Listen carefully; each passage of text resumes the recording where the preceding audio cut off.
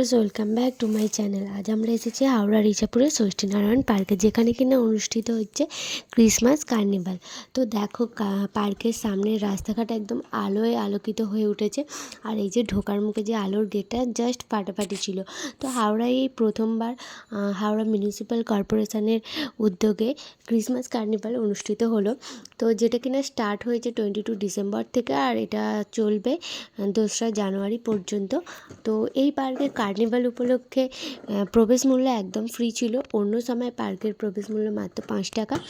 আর দেখো একদম ঢুকেই যেটা দেখতে পাচ্ছি মেরি ক্রিসমাস লাগানো একটা বেশ খুব সুন্দরভাবে ডেকোরেশন করা রয়েছে।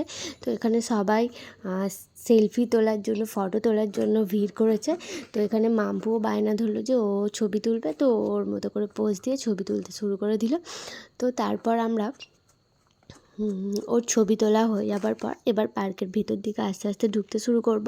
তো চলো তোমরা দেখতে থাকো ভিডিওটা। এরপরে দেখো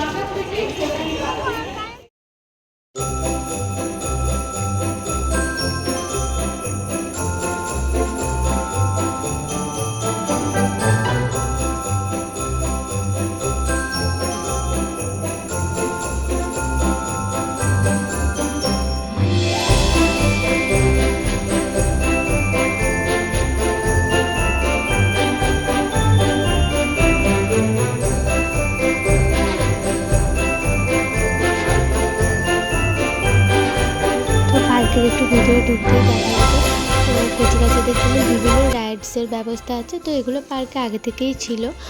আর কার্নিভাল উপলক্ষে কিছু রাইডস বসেছে বড়দের জন্য আর কচি কাচাদের জন্য। তো এখানে দেখো একদম ছোট ছোট বাচ্চাদের একদম ভিড় হয়ে গেছে। তো মাম্পু প্রথমেই সুইং দেখতে পেয়ে গেছে, ও চাপবে বলে ওখানে ছুটে চলে গেছে। তো তারপর ওর পাপা ওকে আস্তে আস্তে দিচ্ছিলো, কারণ এটা খুব স্লিপ করে পড়ে যাওয়ার চান্স ছিল। তো আস্তেই দিচ্ছিলো, তো ওর মতো করে এনজয় করছিল।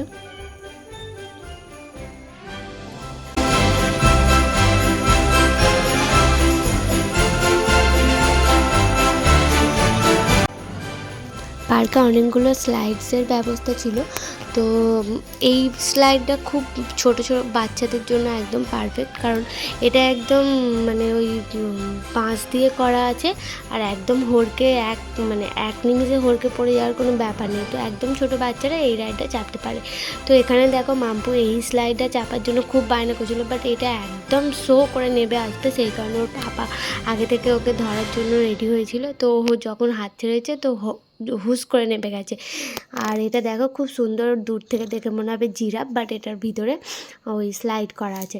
তো তারপরে এখানে একটা ঘোড়নদোলনা ছিল বাচ্চাদের জন্য।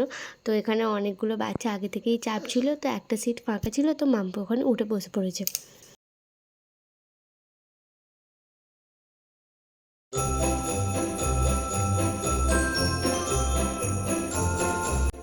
তো এই জায়গাটা একটা খুব সুন্দর ডেকোরেশন করেছে, একটা রাক্ষসের মুখের মতো করেছে। তো দেখো একদম ছোট বাচ্চারা সামনে থেকে দেখলে তো ভয় পেয়ে যাবে। মাম্পু এটা সামনের দিকটা এখনো পর্যন্ত দেখেছিল না, তো যখন দেখে ও ছুটে পালিয়ে যায়। তারপর ও এখানে আরও অনেক রাইডস দেখতে পেয়ে গেছে। তো এইগুলো কার্নিভাল উপলক্ষে বসিয়েছিল, আর এগুলোর জন্য টিকিট ছিল। টিকিট মূল্য এটাতে 40 টাকা নিয়েছিল, বাট 40 টাকা নিলেও এটা অনেকক্ষণ চাপিয়েছিল, প্রায় 20 মিনিট ধরে চাপিয়েছিল। তো আর এইদিকে একটা বড়দের জন্য রাইডস আছে। ব্যাস এইগুলোই ছিল কার্নিভাল উপলক্ষে বসেছিল। আরও কিছু ছোটদের জন্য ছিল, বোটিং ছিল, আর কিছু একটা দোলনা ছিল। তো যাই হোক, এরপর মাম্পু এখানে কটন ক্যান্ডি দেখতে পেয়ে গেছে। তো প্রথমে ডিসাইড করতে পারছিল না যে কোন কালারটা নেবে, বাট লাস্টে ও পিঙ্কটা চুজ করেছিল। দেন তারপর আমরা একটু এগোতে থাকি। তো এখানে আমরা যেদিন যাই এখানে বোটিংয়ের ব্যবস্থা ছিল বাচ্চাদের জন্য, তো সেদিন চালু হয়েছিল না, পরে হয়তো চালু হবে। তো যাই হোক, এখানে দেখো চারপাশটা এত সুন্দর ডেকোরেট করেছে, মানে জাস্ট ধারণার বাইরে। তো চলো একটু সামনের দিকে যাওয়া যাক। তো সামনে একটা কার্নিভাল উপলক্ষে একটা স্টেজ করেছে, যেখানে কিনা নিত্যদিনই মানে নানান ধরনের শিল্পীরা আসছেন এবং কিছু অনুষ্ঠান হচ্ছে সেখানে। আর মাঝে মাঝে এই যে ক্রিসমাস কার্নিভাল লিখে যে ডেকোরেশনগুলো করেছে সেগুলো দেখার মতো ছিল। আর এইগুলোতে মানুষ দাঁড়িয়ে সেলফি তুলছেন, ফটো তুলছেন। তো এখানে মাম্পু দাঁড়িয়েছিল। বেশ খুব সুন্দর ডেকোরেশনটা ছিল। সান্টা করেছে, তারপর স্টার, গিফট, নানা ধরনের গিফট রাখা ছিল।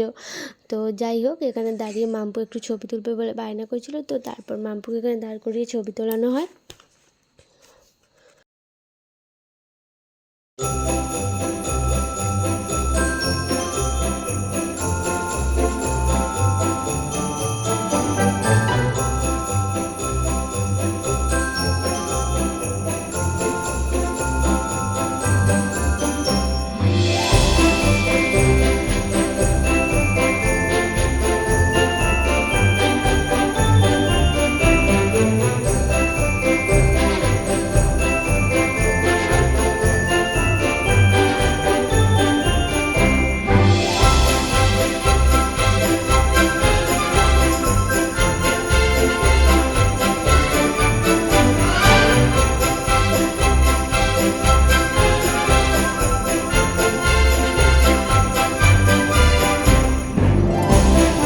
আর ভিতরে নানান রকমের স্টল বসেছিল, যেগুলোতে নানা ধরনের জুয়েলারি, কসমেটিক্স, শাড়ি, আরও অনেক কিছু ছিল, বাচ্চাদের খেলা।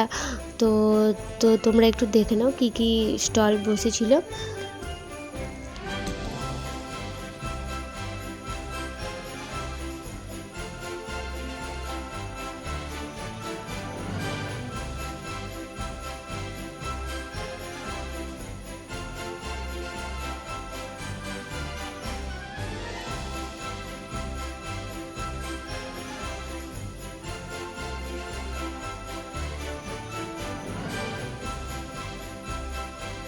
তো এখানে একটি স্টলেতে ক্রিসমাস উপলক্ষে Christmas cap, sunglass, hair band, Santa পুতুল, এই ধরনের জিনিস সেল হচ্ছিলো। তো মাম্পু দেখতে পেয়ে ছুটে চলে এসেছে কিনবে বলে।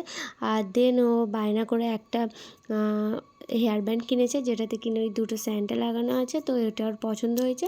এটার প্রাইস নিয়েছিল 50 টাকা। এর পাশে আরও দেখো অনেক কিছু স্টল আছে, যেমন আচারের স্টল আছে, কিছু জুয়েলারি, তারপর কাঁচের বাসনের স্টল, এছাড়াও আরও অন্যান্য স্টল আছে। তো এখানে মাম্পু একটা খেলনার দোকান দেখতে পেয়ে গেছে, যেখানে কিনা নানান ধরনের খেলনা রয়েছে, আর এটা কিনা বাচ্চাদের দৃষ্টি আগে আকর্ষণ করবে। তো তারপর আমরা স্টেজের সামনে চলে আসি। তো আমরা দেখতে পাচ্ছি যে একজন এখানে গান গাইছেন, আমরা সকলেই চিনি। ইনি হলেন একজন বিখ্যাত সঙ্গীত শিল্পী, যার নাম মনোময় ভট্টাচার্য। তো সেদিন তিনি এসেছিলেন। তো সামনে যাওয়ার একদমই স্কোপ ছিল না, অনেকটা দূর থেকেই ভিডিওটা তোলা হয়েছিল, কারণ যারা অনুষ্ঠান দেখতে এসেছিলেন তারা অনেক আগে থেকে এসেই সামনে সিট দখল করে বসেছিলেন। তো আমরা অনেক দেরিতে এসেছি, তো একদমই চান্স নেই যাবার। তো দূর থেকেই ওনার ভিডিও তুলেছিলাম। তো যাই হোক, এই কার্নিভাল উৎসব সব কিছু মিলিয়ে একদম খুব ভালোভাবে এই বছর হাওড়াবাসীর কাটবে। তো যাই হোক, আমরা সেদিন সন্ধ্যেটা খুব ভালোভাবেই এনজয় করেছিলাম, আর সব কিছু মিলিয়ে সেদিনটা খুব ভালোভাবে কেটেছিল। যদি এই কার্নিভাল যদিও থাকবে 2 তারিখ পর্যন্ত, যদি পারি তো আবার একবার আসার ইচ্ছা আছে। তো যাই হোক, আমাদের এবার বাড়ি ফেরার সময় হয়ে গেছে। তো বেরোতে বেরোতে ওই দিন আমাদের বেজে গেছিলো 9টা, নয় 9:30, যেহেতু একটা অনুষ্ঠান হচ্ছে বলে 10টা অবধি পারমিশন দেওয়া ছিল। আমাদের এই পার্ক থেকে বেরাতে বেজে গিয়েছিলো 9:30। তো দেন এবার বাড়ি ফেরার পালা। তো যদি ভিডিওটা ভালো লেগে থাকে, তোমরা আমার চ্যানেলকে সাবস্ক্রাইব করতে ভুলো না, আর ভিডিওটা লাইক শেয়ার করতে ভুলো না। তো চলো, টাটা, তোমাদের সাথে দেখা হবে আবার কোনো ব্লগে। তো আজকের মতো এইটুকু, tata, bye bye, good night. Bye bye.